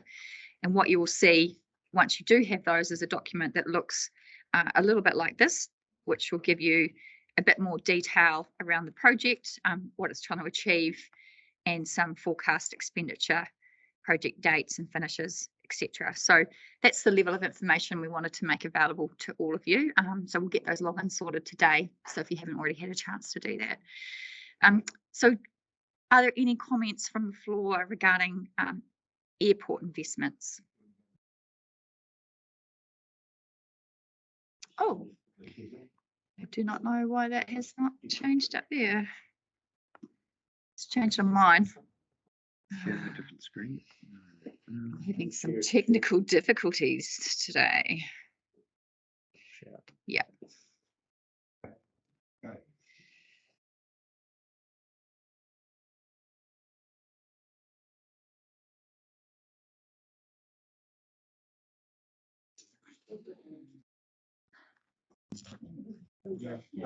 There we go. Anything down that list that's which we discussed? Okay. Cemeteries. There is a single line item. Minor. So through the chair, it's probably not exactly cemeteries related, but Mangakino, they're really wanting the footpath that goes up to the cemetery. So that might become later under something else, but We'll take a note. Thank you. Community buildings. Next page. Line item 4. So on the left hand side is a reference, and the idea that there's no order of priority, it's just the order of which the information is presented today, so we can quickly move through. I think we really need to have the discussion around the kindergarten hall. To my mind, that one needs, point 4 needs some more Refinement. something. Yeah. It might be that it's completely unnecessary if we get to kindergarten with the community hall attached. Yep. Yep. Okay. Money might go. Except one's OPEX and one's CapEx. So it'd be more of a grant and that would be rates funded. Yeah. So, yes, there's a difference. Who will own that? Will it be, who will own that? So That's they, what I they think we would just just, need. the conversations we've had, they would own it, but they would be open and council to take on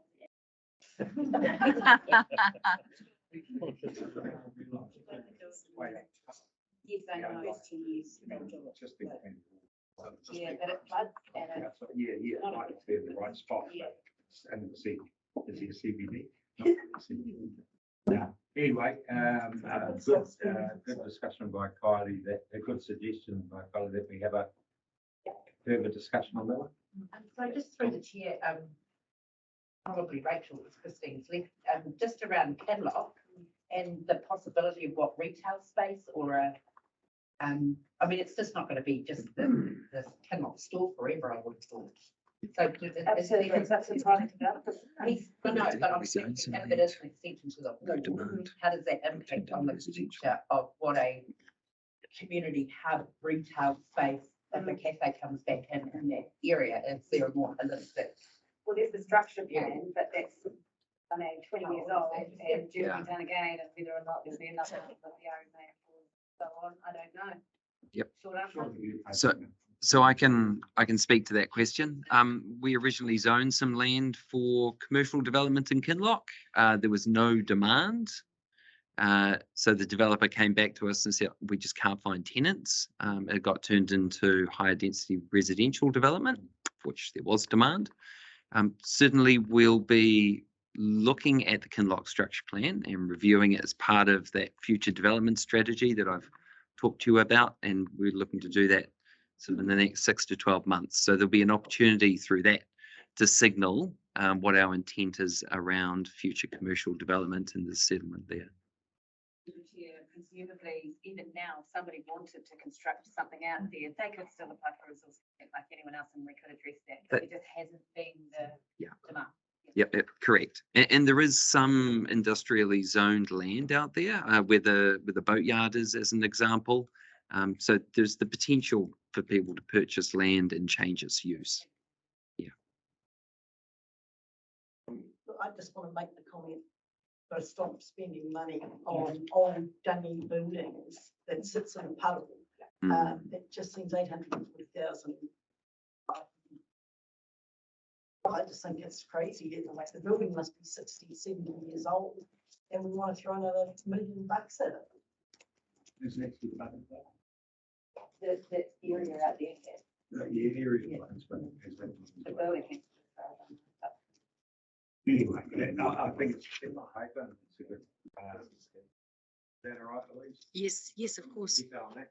Okay, so going down, where's on that page? Under the, I just want to put in there somewhere about the school hall, like, you know, as it becoming a community hall, because if we're going to go out to consultation, is that the place where we ask the community whether they want to retain that as a community building? I just figured this is probably the best place, and if it is, what the. Can I just clarify this? Yeah. The Mangakino Sports Hall, is it So- a school hall or is so that that- what we've yeah, already no, so- invested? No, so the sports hub is the old rugby club, which is what we've invested in, Yeah. which they never did the ceiling, which is why that's in there. The sports hall is the school, was the old school gym, which when we pulled down our massive community gym, we took over that, which is a lot smaller, and it's got a small basketball court inside it, and that's connected to our pool, and it's also got the changing rooms for the pool as part of the sort of pool sport complex. Yeah, so the hall, and that's under a peppercorn lease with the Ministry of Education. So to take on the school hall, which would be community, as a community hall, because we've got those little buildings, but we've had meetings where no one can fit in, they're all standing outside. So whereas that's probably our biggest, other than the Marae, that would be the biggest building that we have. But yeah, it's just, I think we need to ask the community whether that's something that we want to retain for the community as we're growing, to pull that down and then come along later and say, oh, we need a community hall now that's bigger when we've already got one. Seems silly to me. Submission from the representative group? LTD or not? No, I think we acknowledge the issue and that the team are working on it, but this is a list of CapEx projects, so I'm not sure it would fit. Well, would it need to put, but we would probably need to put money in for looking at it, like seeing what needs doing on it, Yeah. I don't think, well, I don't think Okay, the yeah. point of being able to determine Yeah, what it that's would what I'm be, whether it's CapEx, OpEx, whether it's a purchase cost or Yeah. how, we're probably not at that stage, Yeah. councillor. I totally acknowledge, and it's important that we acknowledge that that's part of the work that we're doing, but I don't think we're at quite that point. Okay. Going down the list, under installation of flags, street, and all visible bollards. So any comments on that sort of district promotion and events grouping? Billboard, is a commercial opportunity there, for a commercial operator to pay half? Does that help? With regards to which particular The signage. Yeah. billboard signage? Yeah, event billboard signage, looking pretty tired. Number 13. Got blown over. Cyclone. And been replaced, but I had a ring from, we're happy to pay half, but we. I'm pretty sure the business case does hold that opportunity open. So I'll double check on that. Look, I'm just not sure how many pages you got, Louise, and it looks like we're going through them line by line. So We just stick with the we'll stick with the groupings, and maybe we pick those that are significant investments.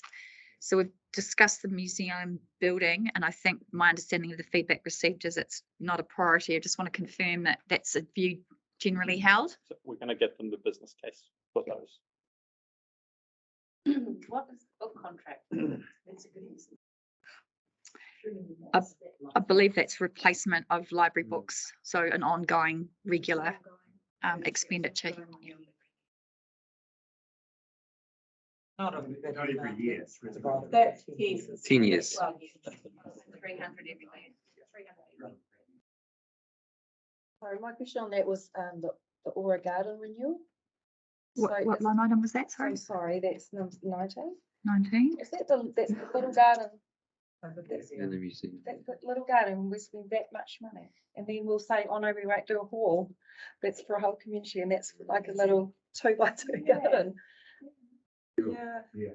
Like us, yeah. So again, I think it's important to have a look at the business cases because this one is one that won awards at the Chelsea Flower Show and at the Garden of National Significance. So I think, but again, I think. And it's possibly one where you just want to check the funds because of its review. Something that can't be transferred to a new project. Point, but. All right, we're moving on to the step line. No, we're not. No, we just want exceptions from the floor. This is the Time is running. Next grouping. With housing for the elderly, there's nothing significant in there. So with So sorry, but yeah, that's, I just wondered, like, I've been able to look into that one for the Mangakino ones, but like, I know we're looking at housing and what, you know, what the future of that is, but their drive area, I mean, it's potholed, it's horrible, and if we're gonna have wheelie bins one day to be able to move them, yeah, but it's not in there, it's just So paint. I'm going to look at PK as I talk and just say this is a placeholder for some further work that's being done to Yeah. housing for the elderly space. And I think the steering group will get an update when they next meet and feed it back into the elderly process. okay, investments, EUL affordable housing. A significant number there. Difference between that and the next one. The commercial, what is the difference? Do you want to talk to that, PK? I think one's the commercial. Yeah, they're both showing as a cost line, but actually there's the revenue line that comes in the back of them. So for every dollar we spend, we're developing the land and there'll be some revenue that comes in and obviously showing in another line, but they're both generating revenue for council and business cases to follow. So that's not the money that we're spending now, eh? This is future. It's proposed over the next decade. Yeah. Was there anything from the parks and reserve space that you wanted to cover off? I'll just scroll through. Oh, youth play spaces, just 5 million. Does that mean like skate parks and playgrounds? So what line item was that? LTP 125. Youth play spaces, I see, yep. Yeah, so that's a series of different, so it's skate parks, got basketball courts. So I'd be interested to see what that actually. That's right. So Yeah. that when you see the business case, you'll see which ones Yeah. are. I've just got a question about the benches being in the parks and reserves when there are buildings there. That seems a bit odd. Do you want to talk to that one, Nick? Julie and I have the same smile, I think, because it's currently on a reserve and we acknowledge that there's some way to go about figuring out the best way that we manage buildings that are on reserves. Very diplomatic. I didn't think that the venture centre itself was part of the reserve, but it was intended to be under the reserve management plan. Is that not correct? It's already. It's on local purpose reserve, and we're only required to have reserve management plan for recreation reserves. So there's no reserve management plan for that piece of land. What has become patently obvious is that there is a need for some sort of plan for that reserve, and we've been having internal conversations about how do we get to a point where we've got a plan which provides some certainty for council in terms of investment, given we've got some buildings, but also the community, given that they've got activity happening on there. So it's not on this list, but it's one of the projects that we'll look to add in, which is develop a plan so everyone knows what we're doing. Can I just ask around the lakeshore erosion? I'm not saying that these projects don't need to happen, but I just wonder, are they our lack? Or is this regional council stuff to be here?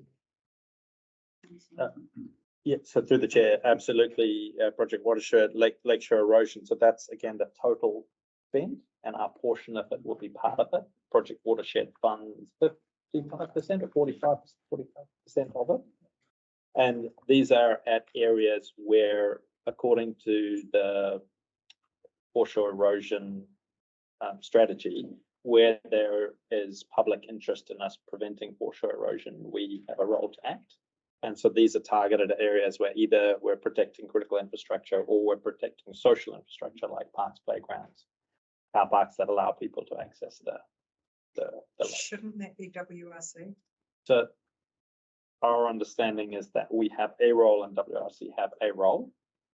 And actually a big chunk of that is related to possibly extended high lake levels, which again becomes a conversation with Mercury. Question their responsibility. So again, my view is that that's a worst case scenario, but hoping that most of that gets funded, not by TDC. So we have a foreshore erosion, flood erosion strategy, what? 2015? 2009. No, so that in 2015 was the. That's our priority. This strategy, sorry, and we prioritise what needs to be done. Yeah. It was 2015. Yeah, I've had some conversations with WRC officers about reviewing it because it was done as a joint exercise. When we review it, we need to do it with them, given that it's got direct implications for Project Watershed funding. They're open to that. It's not a super high priority for them in the first 3 years. But at the moment, we're kind of talking about it as a year 4 project to do a review. And look, that would be an opportunity to build in some further conversation about adaptive planning for communities which are sitting on that lake edge and are quite vulnerable to that ongoing erosion. So we'd take that lens into that conversation as well. Oh, it's been going on a while. So there's two separate, I think you're talking about, there's also a planning piece around where people live, etc. This item is around protecting reserves that have community value. So the two big ones we're talking about are right here, Taupō Bay and down in Morikura Towers. Two principal ones that this particular project is going to cover. Oh, no, sorry. Yeah, sorry. Just wondering, I couldn't see it under Superloo or public conveniences, but if we're looking into those changing places toilets. Yeah, there should be a line item on that specifically. If not, then it's part of a program for accessible public toilets across the district. But yes, I definitely have that captured. Okay, that's great, thank you. And just also the Whakamaru land restoration. Which land at Whakamaru? Because I just. It's going to be one they didn't know, I think. Maybe it's that.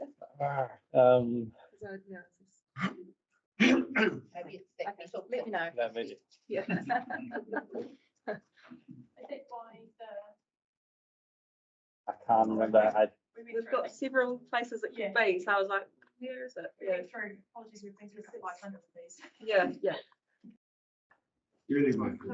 Sorry, through the chair, so it's the same Mercury in partnership with Mercury 50, so all around that same wetland area. Oh, it's the wetland. Well, it's all that same reserve area that we're trying to up Mercury with, so that's what my belief is. Reading that brief quickly, and Andrew put in it to stay in partnership with Mercury. Oh, okay, because it's not our land, is it? No, but we help with. Because it was talking about carbon credits, so it wouldn't have to be our land.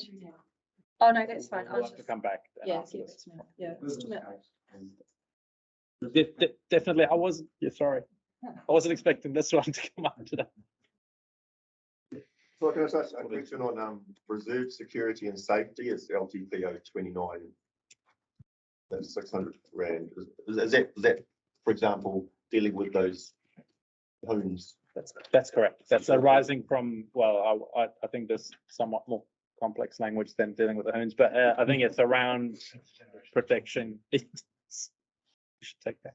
So to put a number to it, that means there's some ideas. That's right. So Notional ideas anyway. that, well, I think it's more than that. There's actually designs of fencing that have proved successful, and we've taken an estimate of linear meters of that type of fencing to come up with this number.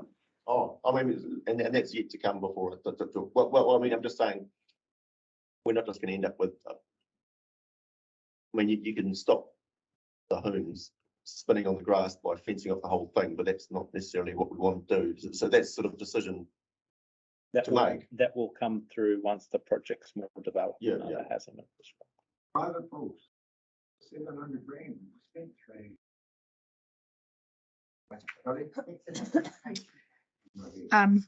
So if we just keep moving through project delivery and support, there's nothing significant in there. There's small numbers. So if you're happy, I'll just keep focusing on some of the larger ones. Property, there's a significant sum there for fleet. Yeah, the fleet one, I mean, it's 2 million, then $1 million, then $1 million. A lot in 3 years. You can probably speak to that. So that's, Tap on it, it's 2 million in 1 year and $1 million the next year and $1 million the next year. That's what it says when you click on the number.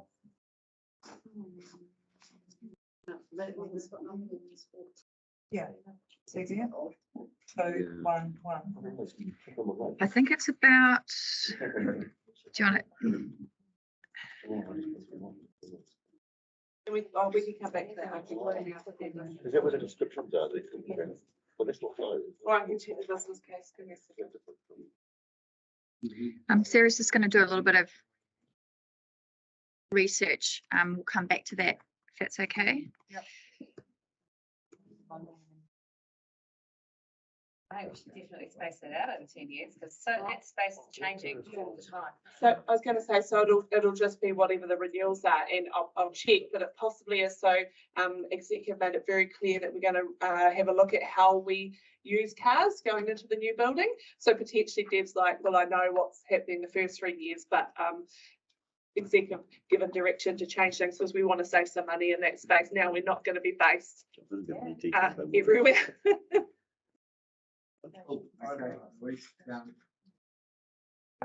Yep. Sorry, I just have a quick question with regards, sorry. So there's no details of the Just with regards to the AC bars, so why are they pulled as different in different columns? You know, I mean, Different rows. So rather than all being bunched together, you've got AC bars, a building, then the private pool, then the outdoor leisure pool, then the resurfacing, then the indoor pool. The least, you know what I'm saying? So they're in rather than actually being one whole project. Yes. I can probably answer some of that's to do with funding. Yeah, that's right. You know, so it's easy for, say, the table that are looking over it to just go, oh, and it's fine. It's not that much, but actually when you put it all together, that's quite a substantial amount of money all going into one recreational Some of it's to area do there. with funding streams, so buildings are not funded from the same place as plant. So the pool plant is the pumps and everything like that, that's funded from one reserve. Buildings are funded from another reserve, so we have to keep the projects separate. And what happens at the time once we pull the whole thing together, some of these lines actually get combined into maybe one grouping as well. I think how we would want to receive the information around this table, though. I think I understand that for probably financial purposes, it's important that they keep their separate categories. But for us, we're making a decision around this one event centre. If we were to pull it just to say the Turangi event centre, you know, that's $17 million. But you know, when we're looking at the AC bars, we're looking at again, it's just the way we're perceiving the information that's been presented to us.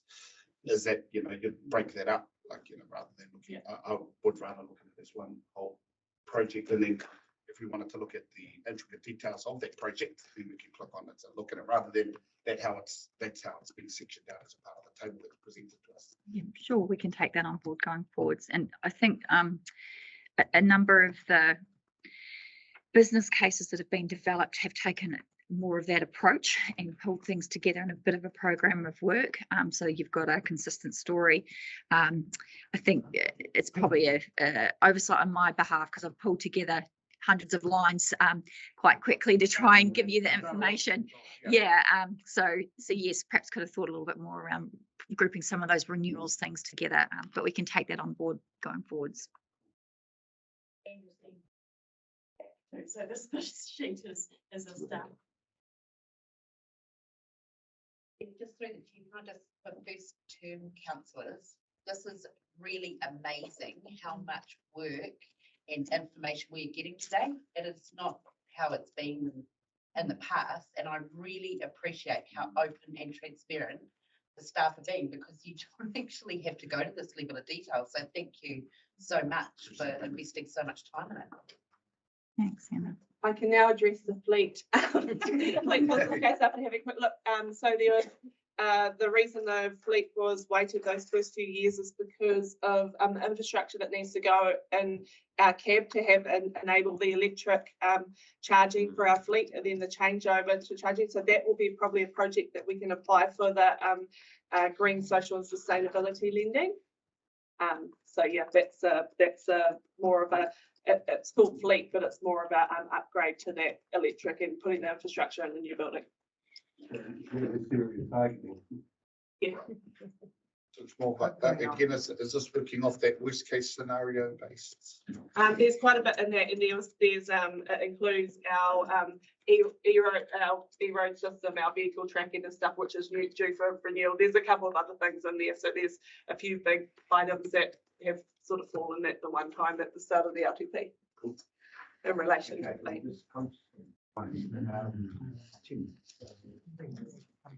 That is on by now, but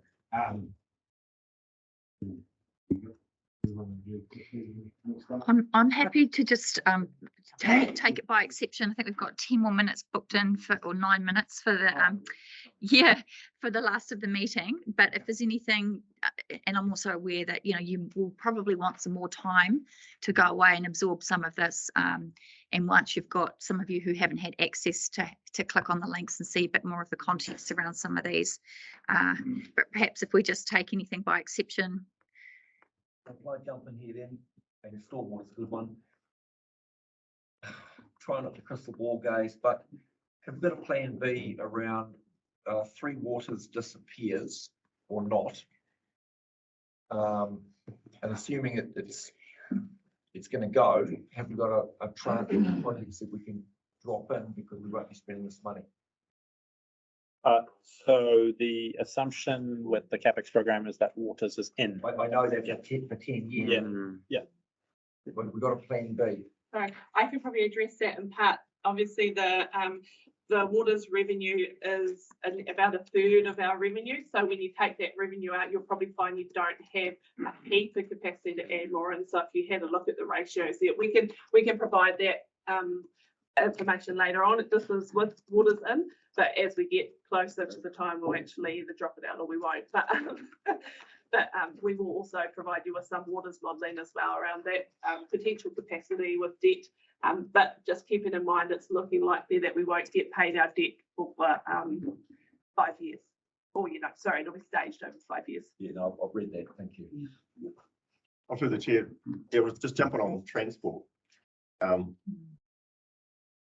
I appreciate it's a broad brush exercise, but I just see, for example, some line items like LTP 265, rifle range and Mary Street intersection. That was that one with that fatality. That was when I had a bit of a look at, and I noticed it's got like 2,700,000 put there. So see, to me, that seems like a heap of lot of money to throw at one little location. And it's all very well to sort of, is what I think, to do a Rolls Royce job at a few locations. No, but that's not the wise use of money when we've got such a big road network here and limited funds. So I think more of a number 8 wire way of doing things would get a lot more benefits to everyone. I mean, for example, that line item could be safety projects district wide with a big chunk. I mean, you don't have to identify all of them, but that's a reasonable. That's quite a reasonable way of doing it. Do you want to talk about how you have to define them?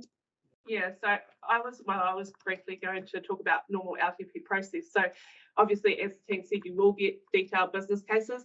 I very much doubt the team have done the roles for us option here, but that would be Andrew's comment. So it does talk about the different options we had and why the preferred option was chosen. And again, there's a lot of technical analysis, a lot of cost analysis that goes into that and what benefits you're gaining on each thing. You'll see that in the business cases, and while you can question those things, and as governors you can, but we would be here all year if we were going to go over all of those, even at that later stage. So just putting it out there. No, I'm just saying, like, for example, a minor safety works line item.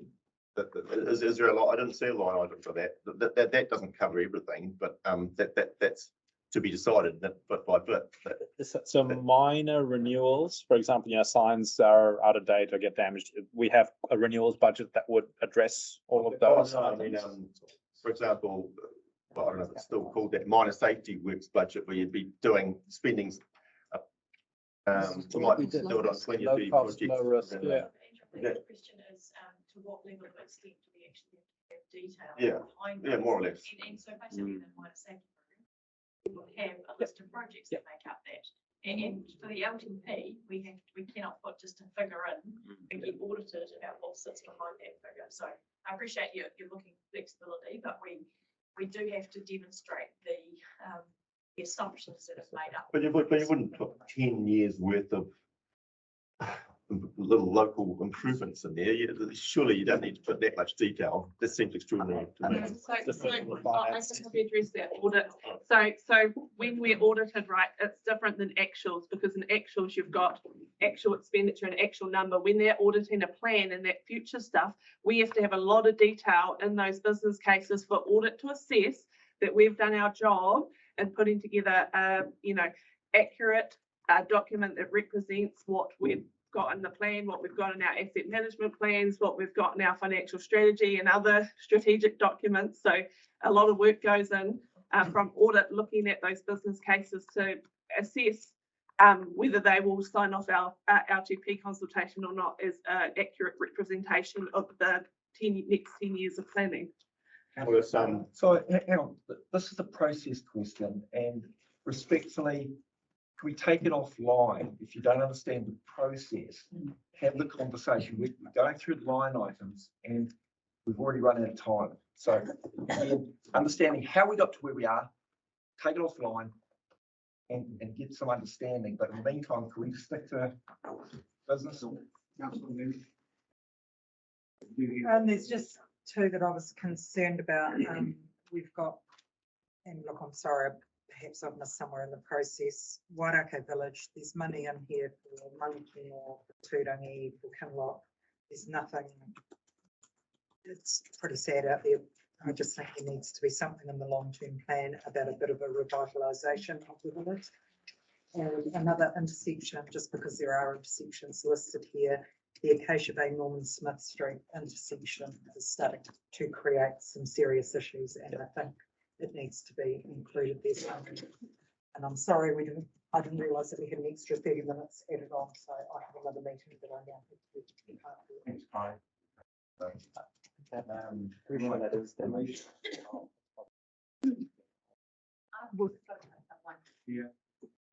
Is there flexibility, just to Kevin's point earlier about the future and the fourth court, and we've got, some private enterprise interest.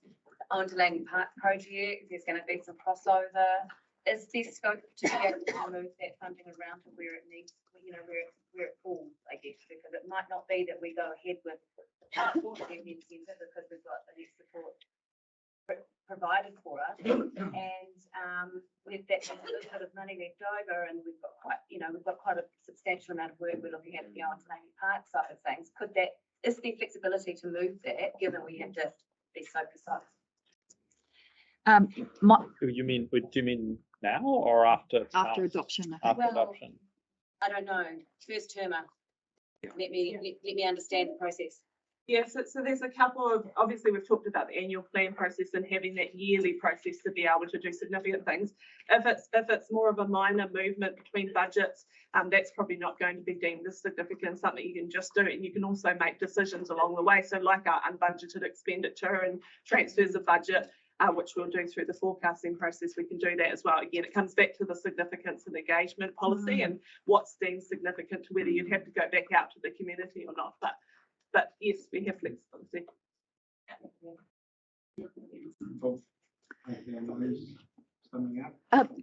There's many more lines we could go through, but I'm just aware of time. And yes, you do. And I've been talking to IT to make sure that people can get their login sorted. So hopefully that's coming through today sometime if it hasn't already.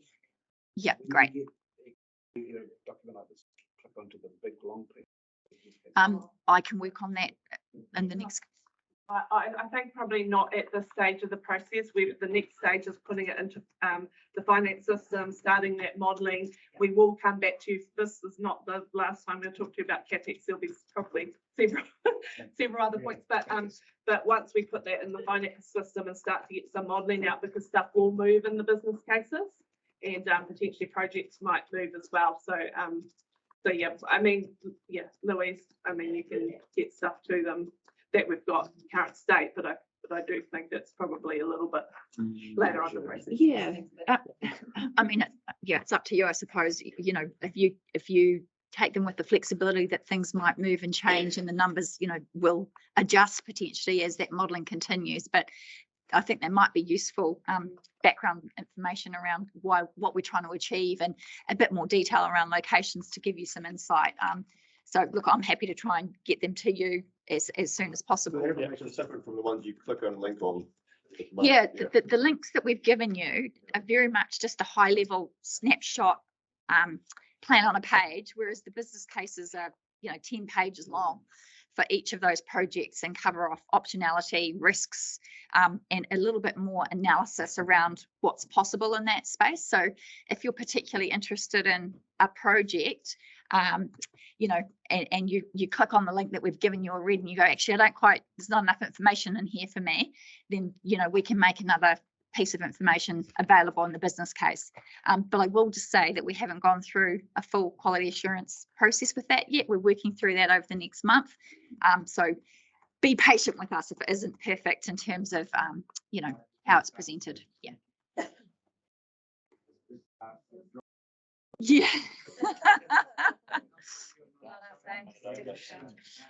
Okay. Yeah. What are they? So we will start shell process at this stage, and I'm sure.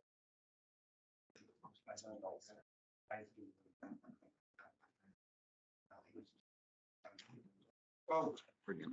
Cool. thank you. Thanks, everyone. All right, thanks very much, everyone.